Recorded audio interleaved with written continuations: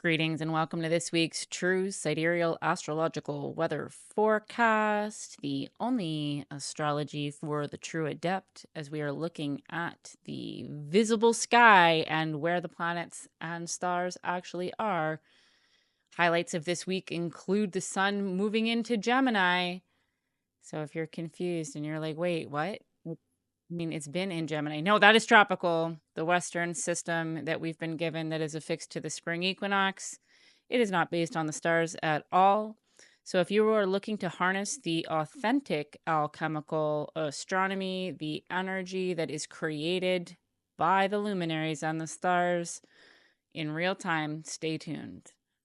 So as I mentioned, I would say the big highlight this week as far as movers and shakers along the line of the ecliptic will be the sun moving into Gemini. Some of my favorite energy as a Gemini rising. And P.S., if you are new here as well, your birth chart changes with this revelation. So head on over to masteringthezodiac.com, the only true sidereal birth chart generator, including the uneven zodiac and Ophiuchus, the 13th sign. No, I am not affiliated with them. It's just the only one available at this point because this lens of astrology is small but mighty. So if you're here to be ahead of the curve, check out your birth chart there, okay? I have a Gemini rising. Actually, where Jupiter is right now is where my rising is. So I'm definitely feeling an expansion of my identity and my sense of self as Gemini brings this energy of curiosity, knowledge, seeking different perspectives. It is ruled by Mercury, so Mercury is quite at home there right now. So we have this period with Jupiter expanding this curiosity and this knowledge seeking, Mercury kind of doubling down on this curiosity, expansion, different types of perspectives.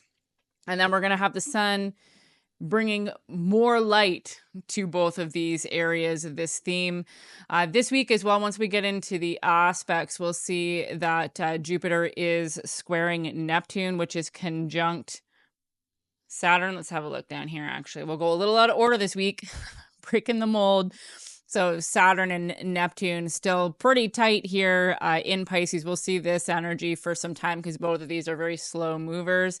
So Saturn, the dad of the planets, the Capricorn kind of energy, the idea of like discipline, structure, devotion.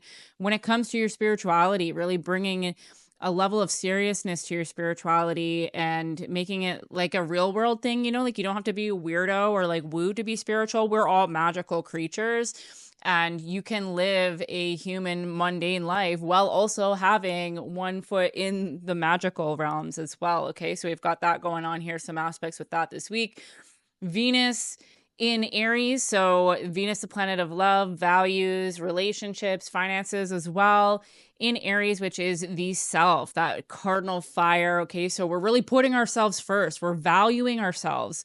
We are deepening our relationships with ourself. Okay, know yourself first and foremost. That is the whole secret. If I had to sum up the point of being a human in this world is to know yourself, because everything you see outside of you is a reflection of your internal landscape. So you might as well get to know that shit, because then you can change it or at least deal with it better. Okay. Getting back on the line of the ecliptic here, we still have Uranus and Taurus, which again, will be there for some time because it's a slow mover. Then heading on down the line of the ecliptic this way, we have Mars hanging out in Leo, the lion. Okay, so this period of bold self-expression, creativity, playfulness, pleasure. Also, conversely, a bit of drama, maybe a bit of arrogance, maybe like stepping on toes because you think it's kind of funny. Like this, I get down with this sort of vibe, honestly. The trickster 100% is kind of this energy of like Mars asserting itself in Leo. And then as far as our tour on the line of the ecliptic, we still have Pluto and Capricorn again, another 18 years of this dismantling of the oppressive structures that are oppressing us. And then we have the moon today. I'm filming this on Monday. The moon is in Aquarius, where it'll be for the next 2 days. Then for most of the week, the moon is going to be in Pisces, because you see here, Pisces is freaking huge. Okay, so Tuesday, Wednesday, Thursday, wait, Wednesday, Thursday, Friday, sorry. It'll be in Pisces, and then on the weekend it'll be in Aries. So let's have a look at the aspects for this week. Alrighty, so starting out with the moon, as I already mentioned, today and tomorrow the moon is in Aquarius. So the moon, remember, is a magnet that pulls things to the surface for us. And we are entering into the third quarter phase, just moving out of the orb of the full moon that we had last week. And my goodness, what a doozy that one was. If you weren't aware, it was in Ophiuchus, right over the galactic center, big healing energy, and just so happened to be right over my south node in my natal chart. So definitely feeling that energy. I definitely felt it last week. And so this week we're coming into the third quarter on Wednesday. So we'll be heading into like a pivot or a chance to implement any sort of insights that came to you from the full moon last week. And if you are a subscriber to my email list, you would know that I have actually decided to delay my course by a week because it was just too much for me to get it done last week. And I'd rather honor my nervous system and delay it a week than like hustle and grind and push myself through all of my spare time in order to get it out by some date that I set up, fairly randomly. Well, there was a bit of planning, but anywho, the point is that I changed the date on that.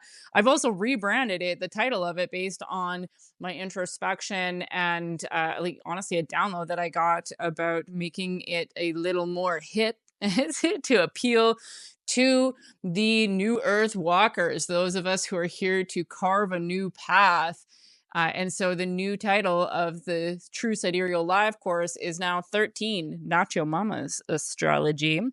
True Sidereal 101 as a subtext. But so there's a personal example, right? Like pivoting, implementing insights that came from the introspective phase, allowing yourself to surrender to the energies of the moon and have it pull things to the surface within yourself.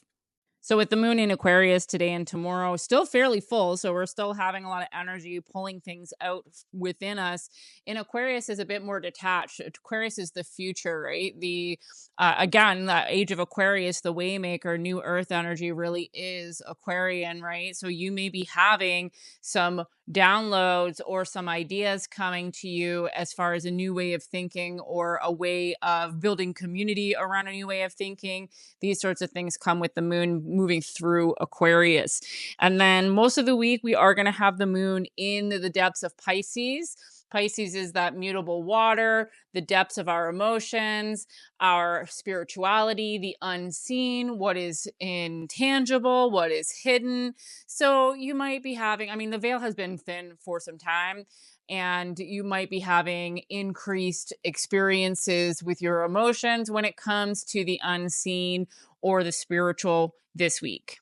And then over the weekend, it will be moving into Aries. So bringing forth themes of the self, putting yourself first, thinking about initiating projects, that cardinal fire, right? So you may have a bit of go-getter kind of energy when it comes to your feels over the weekend.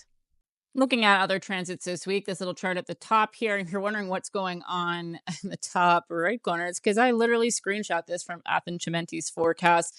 I have not purchased the software Prometheus because it doesn't work properly on Macs. And honestly, predictive astrology is not that important to me, which may be surprising to you considering I'm doing these forecasts. But I see everything as a tool, and where I'm at right now, spending $300 on astrology software is just not an interest of mine. If you are a willing donor and would like to connect me with that, then I would oblige. But right now, it doesn't matter because I don't really need it. So, so this is a screen grab, and this week he had his little picture in it.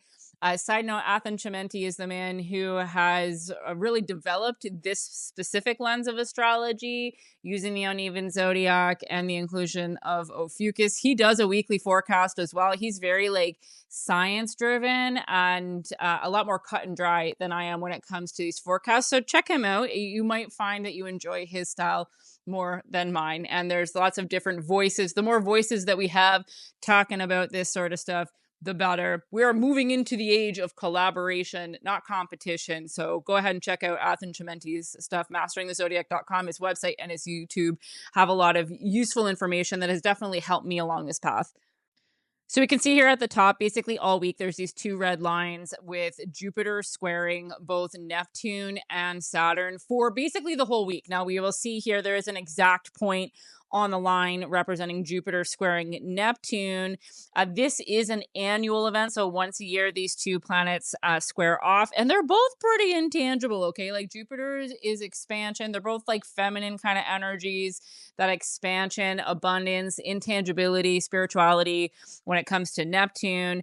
And the square brings like a little bit of tension or like a push to do something, right? It gives that kind of like edgy, anxious, well, sometimes anxious, but more edgy in a motivating type of way energy. Okay. So we've got Jupiter freshly in Gemini, expanding our horizons as far as our knowledge goes, being curious about different perspectives, and Neptune locked under Saturn's reign, deep in Pisces. Okay, so this again, this energy of seriousness. If you're a consumer of my content, you've probably heard me talk about this over and over and over again because it's been affecting us for some time.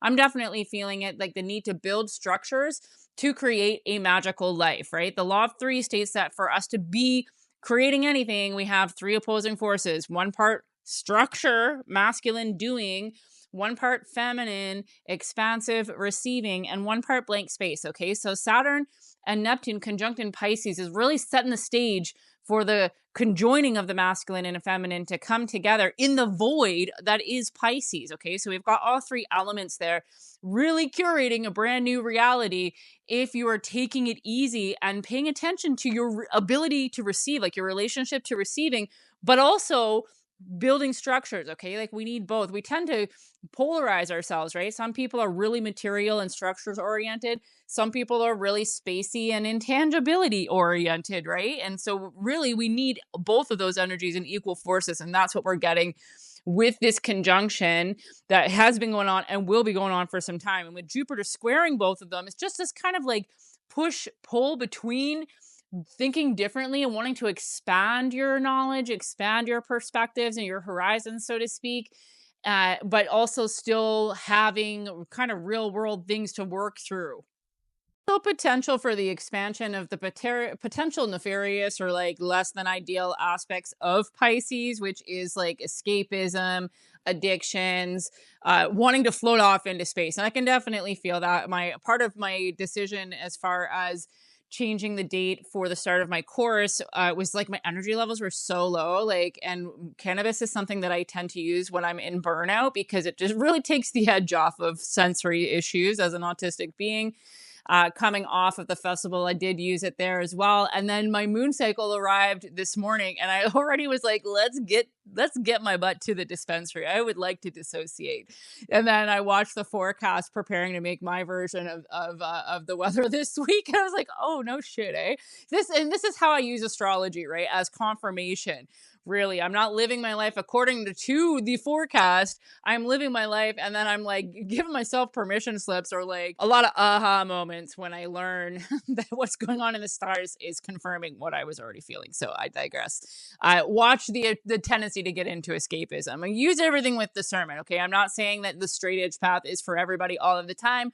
We're in these bodies with a variety of options as far as substances to aid our experience at any given time, and everything has power or detriment depending on the context of the situation and your individual discernment. So just watch that. Be mindful for that theme this week. Conversely, with Jupiter also squaring Saturn, there could be like control issues, the expansion of the need to control and be very materialistic.